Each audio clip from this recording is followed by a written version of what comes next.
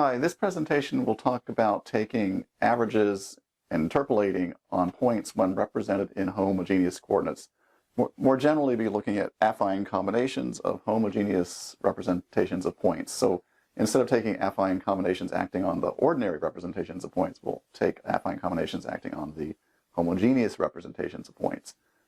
We'll also look at hyperbolic interpolation, which is the converse direction, and is particularly used when interpolating on the screen in an image when using perspective, and there this will correctly compensate for the distortion caused by perspective to give the correct appearance of things in the image. So let's start off with an example here, and what we'll see in this example is that the W component of a homogeneous representation acts as an extra weight when we're taking an affine combination or a weighted average. So let's do an example here. Let's let U be the 3-tuple 0, 0, 1, and this is a homogeneous representation. So in other words, the 1 is a W value. It's a homogeneous representation of the point 0, 0 in R2 because we take 0 over 1, 0 over 1. And we'll let V be 2, 0, 1, and this is a homogeneous representation of 2, 0 in R2, because again the W component is 1 and we divide by W, and we'll let Y now be 4, 0, 2, so this is also a homogeneous representation of 2, 0 in R2. So these two represent the same point. They're just different ways of representing it, one with a weight of 1 and the other with a weight of 2. So if we try lerping from U to V by the factor 1/2, so we're going halfway from U to V, so this is 1/2 U plus 1/2 V, so this works out to be 1, 0, 1, and this is a homogeneous representation of 1, 0 in R2, which of course is the midpoint of U and V, just as expected. On the other hand, if we use the representation Y instead of V, and we go lerp U, Y, 1/2, we now get a different answer. We get 1/2 U plus 1/2 Y, so that turns out to be 2, 0, 3/2. And what is this a homogeneous representation of? We divide by 3/2, and it's a representation of 4/3, 0 in R2. And 4/3, 0 is not, of course, the midpoint of the points represented by U and Y. It's something different. In fact, if we took lerp of U, V, 2/3, that would be 1/3 U plus 2/3 V, and that will end up to be 4/3, 0, 1, which of course is homogeneous representations of 4/3, 0 in R2. So what's happened here is that the weight on when we lerp from U to V by the factor 2/3, the weights here, you'll see that the weight 2/3 is twice as much as the weight 1/3, obviously, and we got the same result as when we lerped between U and Y by the factor 1/2. And the point is that the Y had a factor of a W value of 2, and this serves as an additional weighting on Y. So we're weighting Y twice as much in the lerp as we would have. And so instead of using 1/2, 1/2, we're using 1/3, 2/3, and 2/3 is twice as much as 1/3. We'll work out a more general version of this on the next board. But for the moment, the thing to notice is that when you lerp in homogeneous coordinates, the effect is that the weights, the W values, serve as additional weights in the linear interpolation.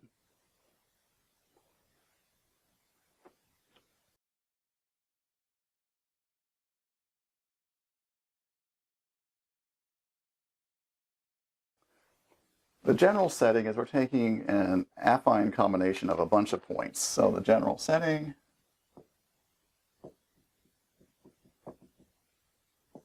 we have an affine combination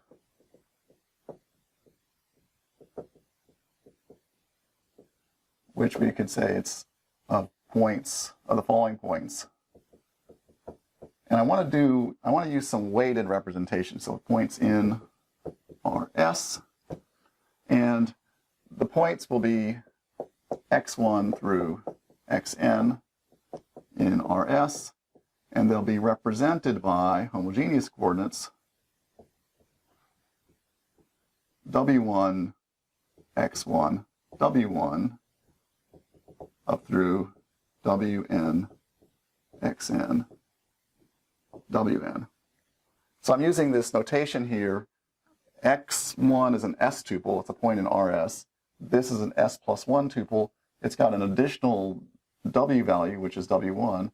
The other components, the first S components, have been multiplied by W1, so that now this is a homogeneous representation of x1, because when you divide the first S components by W1, you just get the components of x1. And likewise for all the other tuples there. And the affine combination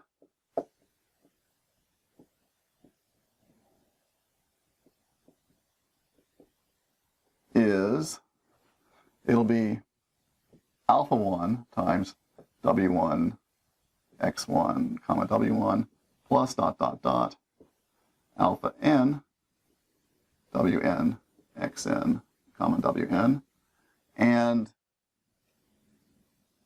alpha 1 plus dot dot dot alpha n equals 1. They may also all be non-negative. In that case, we have a weighted average, and they're so all non-negative. All alpha i's are greater than or equal to 0 if it is a weighted average.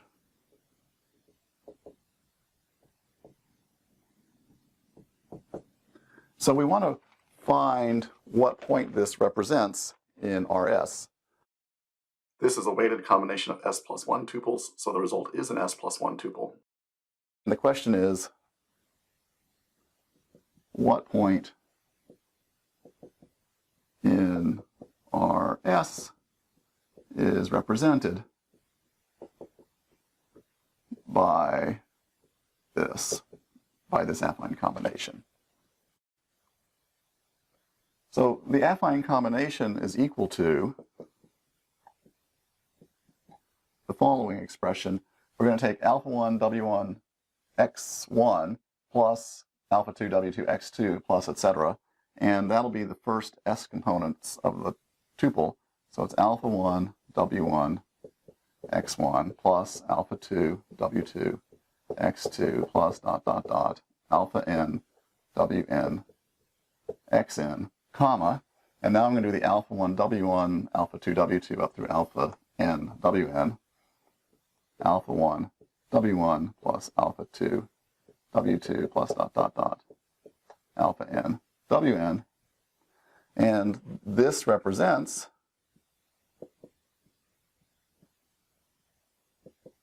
the following point in Rs.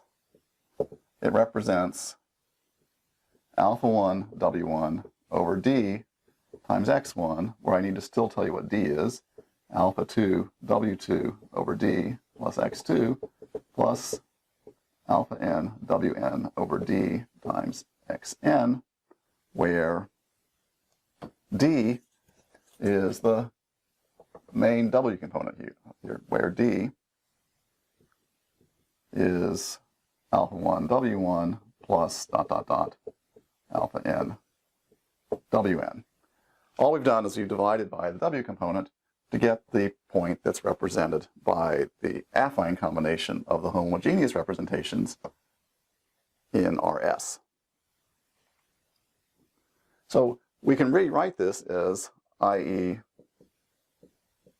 it represents, I'll use new names here, beta 1 x1 plus dot dot dot beta n xn, where each beta I is alpha I wi over d.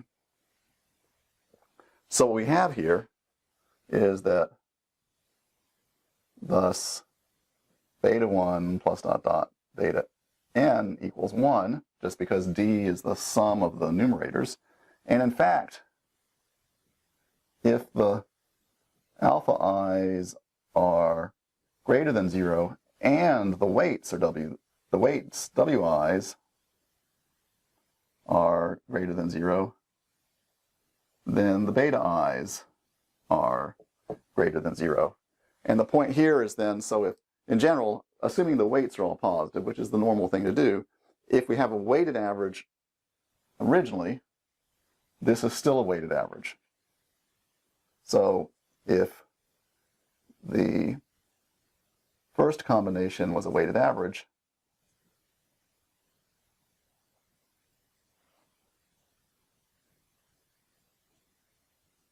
so is the combination in RS.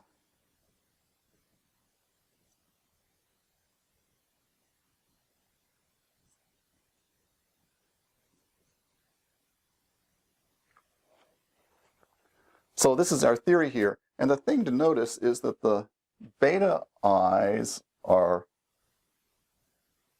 proportional to alpha I over wi. So I'll just fit here on the side of the board. Beta I is proportional to alpha I wi. So in other words, we can write that sometimes proportionality, beta I proportional to alpha I wi.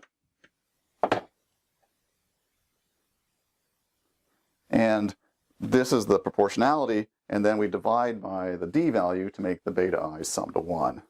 So that's how you convert an affine combination of homogeneous representations of points into an affine combination of the points represented. So this is often used under the hood, as it were, by CAD/CAM programs, computer-aided design programs, and so on. An artist will be building a surface, and the surface may have circular sections, which, as we'll see later on, require the use of weights other than just one.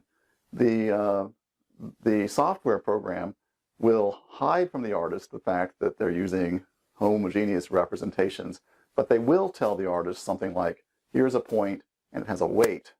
So instead of representing a point directly by homogeneous coordinates, in 3 space as an x, y, z, w value, instead it would say, here's a point x, y, z, and it has weight w, but it won't give the x, y, z values as already multiplied by the w's. It'll give the x, y, z values after the w's are subtracted out, or say after the w's are divided out. And the reason for that is that x, y, z is the actual position in space of the point, and that's what the designer or the artist wants to think about. They don't want to think about some strange values that need to be divided by w first. Next, we'll talk about, on the next board, about hyperbolic interpolation, which is the inverse of this process.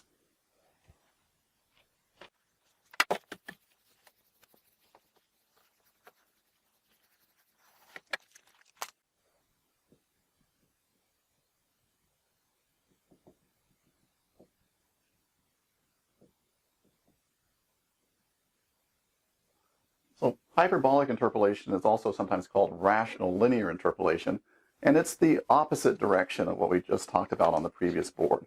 There we went from values of alpha i's to the values of the beta i's. Now we're going from the values of the beta i's back to the values of the alpha i's. So our situation is we have points, just as before, x1, xn in Rs, and weights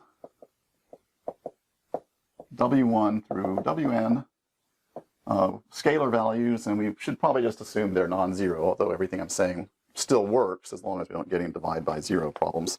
And we have a affine combination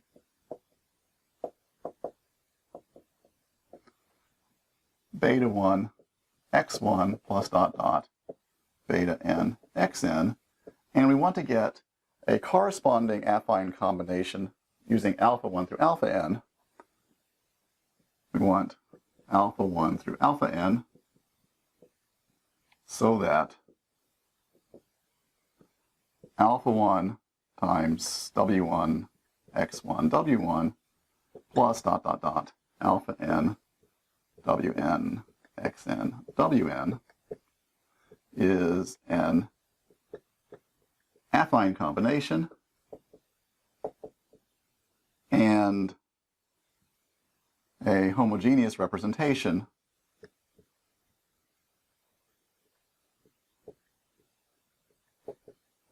of the affine combination involving the betas. I'll call that star of the affine combination star. So recall from the previous board that beta I was proportional to alpha I Wi. Therefore, alpha I is proportional to beta I over Wi. So we also know that the alpha I sum to 1, and therefore alpha I is equal to beta I over Wi divided by the summation over j of the beta j over Wj values.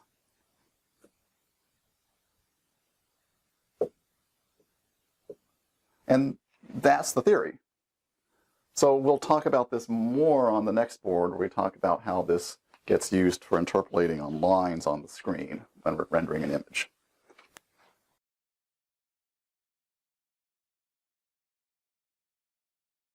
Now I'd like to talk about interpolating or shading on the screen when we're rendering an image when using perspective. So here's the situation. Here's our screen. And we're drawing some line that starts at some pixel and ends at some other pixel. And this pixel will be represented by value x, which has components x1, x2, x3, w. So in particular, that means that the pixel is located at the position x1 over w, x2 over w, because x here represents x1 over w, x2 over w, x3 over w. x3 over w is the depth value. And this will have some 4-tuple y, which is y1, y2, y3, w. And of course that represents y1 over w, y2 over w, y3 over w. So the position of that pixel, the y coordinate is y2 over w. This should be a different weight. Let me call that w prime, w prime, w prime, w prime. And this is w prime, and this is y1 over w prime. This gives the position of this pixel here.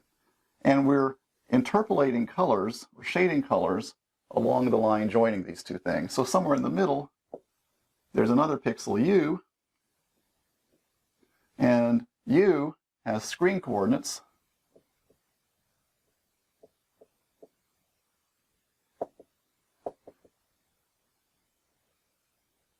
u1, u2, right, which should be compared to the screen coordinates of the first one, of the point x and the point y. And so in particular, so we can find that u can be expressed in the following form. It's going to be lerp from the pair x1 over w, x2 over w, to the pair y1 over w, y2 over w, by fraction beta for some value beta. So in other words,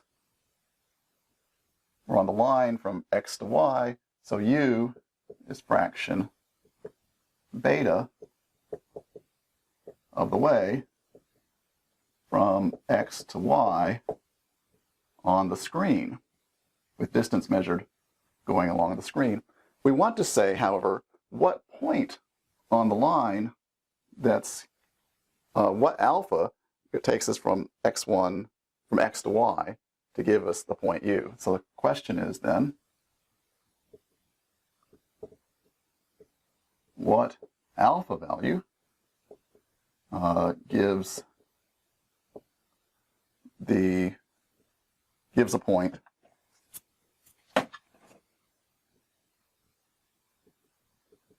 lerp from the 4 tuple x to the 4 tuple y by alpha that will represent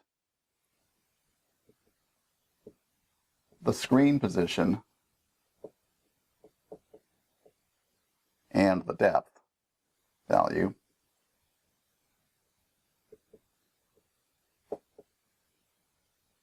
of u.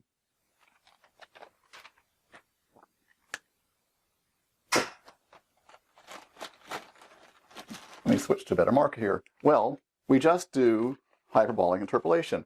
Alpha, remember that alpha is going to be the following thing. Alpha will be beta over w prime divided by 1 minus beta over w plus beta over w prime. And why is that? Because when we lerped to get the position u in the screen, we multiplied this by 1 minus beta and this by beta. So the beta 1 and beta 2 I talked about in the theoretical treatment on the previous slide, previous whiteboard, are equal to 1 minus beta and beta in this setting. So plugging into that formula, we get that alpha is this. So we use alpha to interpolate or shade or average all vertex attributes except position and depth. Well, depth is computed for you.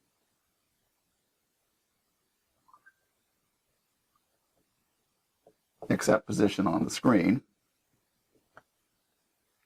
And so this includes, for instance, this includes especially color values or texture coordinates and so on, including color values if used, or texture coordinates, or really any other vertex attribute. And it's necessary to use alpha instead of beta. So to recap, we went fraction beta of the way, this is like fraction beta of the way from x to y and ended up at the point u. And then the vertex attributes of x and y, though, are averaged using lerping with alpha instead of lerping with beta. And this is what's required to get the correct perspective on the screen. Now I will next move to the computer and show you an example of what goes wrong with texture coordinates if you don't do hyperbolic interpolation. That'll use a program called No Perspective, and we'll see what's going on there next.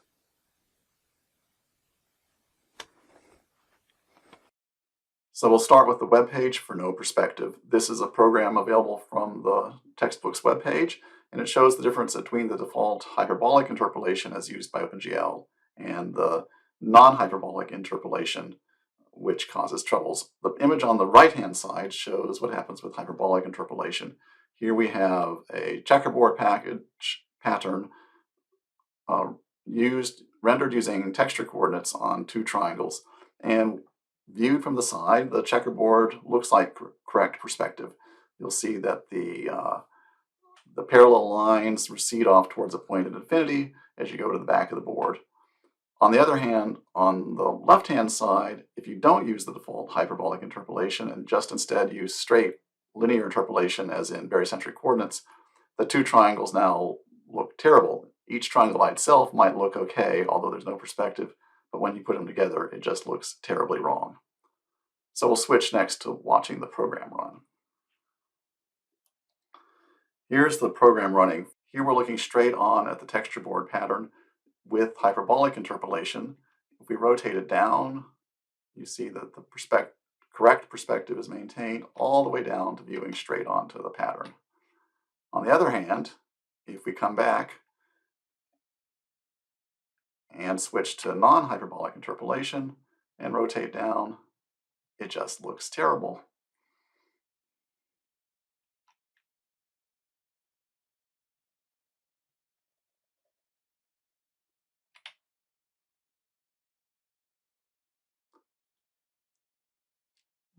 That's the end of this presentation. Thank you very much.